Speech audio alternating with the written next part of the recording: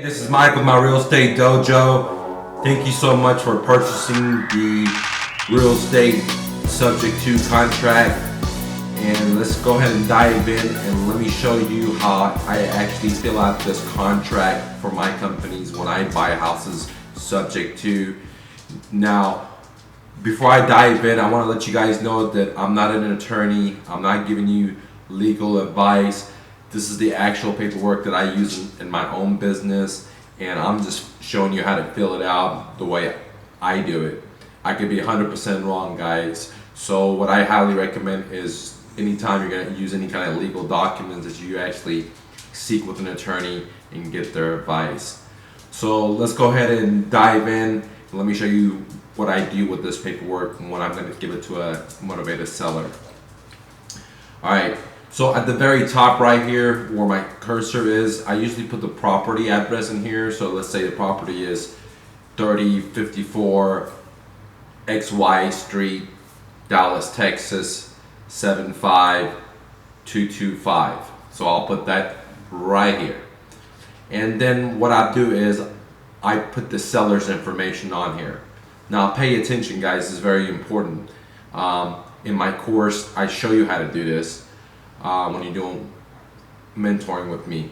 It's very important that when you meet with a seller that you have all the decision makers there. So for example, if a couple is married, you need to have the seller husband and the seller's wife there whenever you're filling out this contract, because if you only have one spouse and not the other, then this is not an enforceable contract.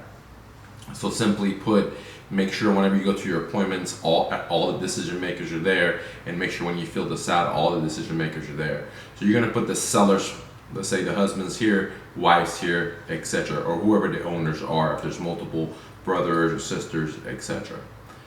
Then on here, this is where you're going to put your company name. So if you're buying it for example, when I'm buying it under my company, so I'll put Mr. Investor LLC here. Okay. Now, one thing that I want to show you, this and or it's his etc. You don't have, I don't have to put this on here because if a contract, from my research and understanding, is that if the contract doesn't have an assignment clause, then you're able to assign it. So again, once again, from my research understanding is, if a contract doesn't have a clause that forbids it from being assigned, then automatically you can assign that. But I actually put this in here because if I'm going to wholesale a property, which I hardly don't do because I'm not a wholesaler, I'm a buy and hold guy. But if I was going to, and I've done some, is that I would, when I'm filling it out in front of the seller, when I put my company name here, I always let them know that, hey, in case I don't want to buy it, I'm going to assign it to some other investor that's going to buy it. So it's a good way to, explain that to them at that time if you haven't already done it before, which I always tell the seller beforehand, before I even tell them what's going on. If I don't want to buy it and I think I can help them out, then I'll let them know. But usually I'm just looking to buy properties for myself and turn into rental properties, because that's what I do, guys. Excuse me. Now let's scroll down. Your next step is, it's just where the property is. Now, one thing is, guys, I'm not gonna sit here and read every one of these things for you guys. I mean, you guys can read way better than I am. I'm a refugee to America. I don't speak great English. My reading skills are not that great, even though I read 60 plus books a year. Okay. That said, I'm gonna skim through these and give you as much information that I think is the most important. The rest you can figure out yourself, because the remaining is just reading. I'm just gonna show you to fill in the blanks. So on the property section, you want to put the seller's address here, whatever it is. That's going to be the same thing you put here is what you're going to put right here. Now, on the legal description, what I highly recommend, or how I also train my students, is that when you're negotiating with the seller, you ask them for the closing package, and the closing package is going to be the title policy. There's going to be all kinds of stuff in there.